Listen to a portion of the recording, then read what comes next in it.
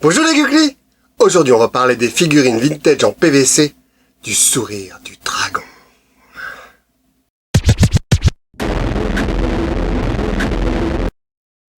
Le sourire du dragon est un dessin animé américain de 27 épisodes de 22 minutes, produit par Marvel, sur 3 saisons.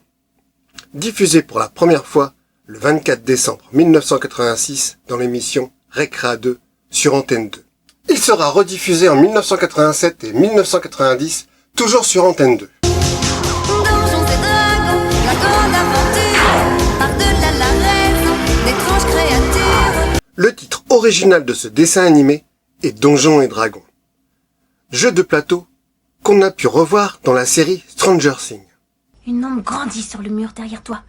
Elle t'avale dans le noir. Cette chose est toute proche. Et là, une armée de troglodytes fonce dans la chambre. Les troglodytes, je te l'avais dit. Nous sommes dans un monde d'heroic fantasy. Le générique du sourire du dragon, interprété par Dorothée, nous servira d'explication pour comprendre comment nos jeunes héros se sont retrouvés dans ce monde d'heroic fantasy. Et qu'ils cherchent un moyen de retourner sur notre Terre. Car nous n'avons pas eu d'épisode pilote. Nous démarrons directement les aventures de ces 6 personnages dans ce monde.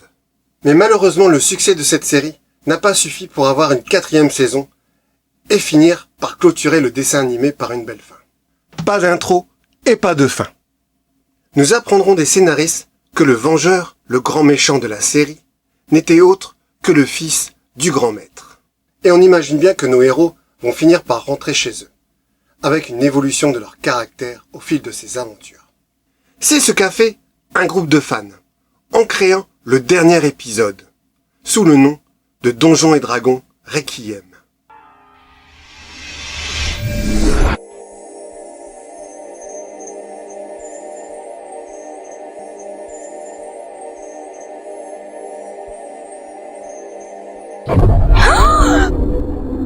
Attention pour les figurines en PVC, car il existe une gamme de jouets Advanced Donjons et Dragons de chez LJN, qui n'ont rien à voir avec notre dessin animé. Sauf pour certains personnages secondaires qui sont liés entre le jeu de rôle et le dessin animé, comme par exemple Warduk ou Kelek, le mage, où le design a été conservé. Dans le dessin animé, il y aura énormément de références aux jeux de plateau.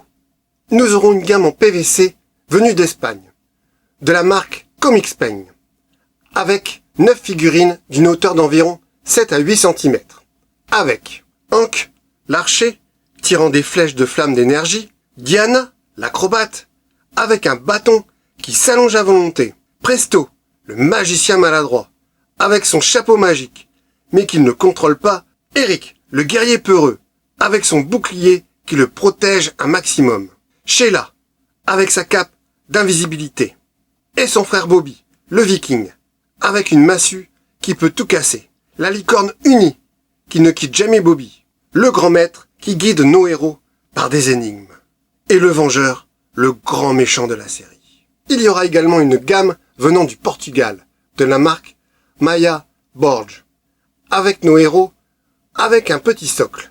D'une hauteur d'environ 8 cm, nous avons 8 figurines, avec Hank, Diana, Presto, Eric, Sheila, Bobby, Uni et le grand maître.